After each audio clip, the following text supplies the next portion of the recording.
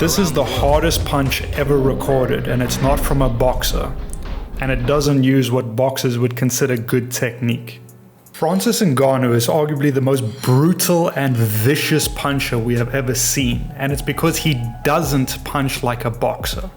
The point of this video is I just wanted to showcase with a couple clips of elite level fighters throwing knockout power blows, and what you'll see is it does not look like textbook boxing when you optimize your movement for explosive power. To help illustrate this, I'll use actual fight footage of knockouts in high-level professional fights, as well as high-level professional fighters using testing apparatus, punching machines, to try get a maximal power punch. And you'll see when a fighter is trying to hit as hard as they can, it doesn't look like textbook boxing, because textbook boxing doesn't optimize power. The technique in boxing exists in an intricate web of the art and science which factors in defensive and technical and strategic layers. It's not optimized for power. When someone's hitting for optimized power, it looks like what Francis Ngannou looks like when he punches. It looks closer to what a street fight looks like, because the human body naturally tries to get as much momentum and velocity into swinging blows as possible. Now, I'm not saying untrained people are going to hit harder than professional fighters, but if you take those fundamental physical properties of movement and you train them as a professional fighter, you will hit as hard as you possibly can, like Francis Ngannou, Deontay Wilder, Mike Tyson. You see Mike Tyson, when he throws some of his knockout blows, his arm pulls way back that any professional boxing coach, well, 99% of professional boxing coaches out there would be like, no, that's wrong. If you did that and you weren't Mike Tyson, they would straight up, they would get in your face about it. That's wrong. You can't do that. But Mike Tyson ripped guys apart doing that. And so does Deontay Wilder, Francis Ngannou, and many other power punchers. It's because in order to optimize your power, you have to make yourself a bit more vulnerable. You can't get the range of motion, the explosive power, the elastic loading without opening up your guard and your defense. It's a pros and cons situation. What kills me though is boxers, or boxing coaches and striking coaches telling guys that they can't do the things necessary to gain explosive knockout power. I understand, yes, you got to train to be defensive minded, and that's often where's the best place to start with most people. But you also have to understand that there's a time and a place to be explosive and to go for the kill. And so many coaches out there train out the ability to actually move explosively because they tell their fighters it's wrong.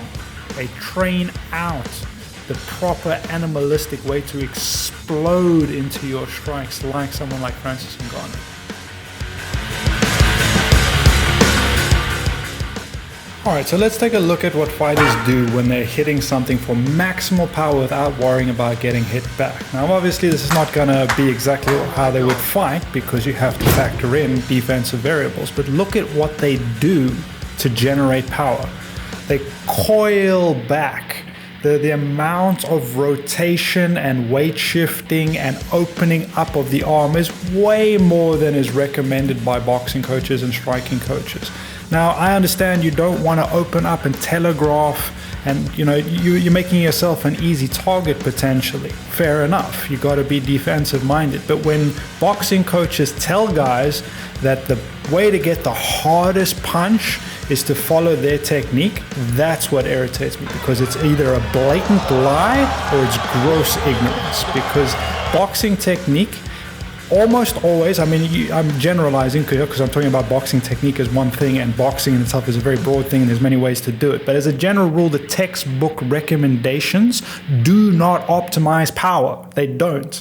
If you want to hit as hard as possible, you're not going to punch like a boxer punches. A boxer doesn't punch for optimal power. They punch for precision and control and being able to move. There's tons of variables that they're balancing at the same time, but it's not optimal for power. There's a reason a baseball pitcher and a javelin thrower, and you look at field events in the Olympics, none of them move the way a boxer moves, because they are optimizing power for their specific event.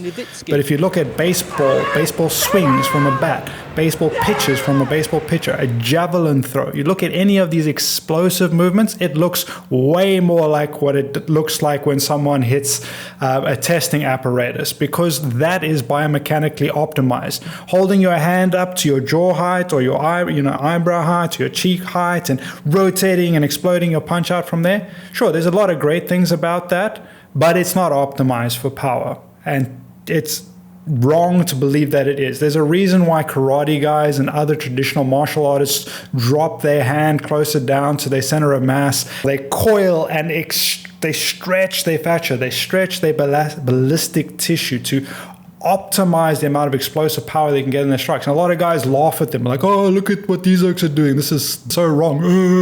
No. If you're optimizing power, there's ways to use the body that is way more superior for explosive power than the way boxers do it. And just be open-minded. There's different ways to do things, and don't be overly critical of things you don't understand. Yeah, sure, there's some nonsense out there, but calling someone like Francis Ngannou or Mike Tyson incompetent because their hand comes far away from their chin when they throw some of their punches, that's ignorance. They're not wrong, you're wrong.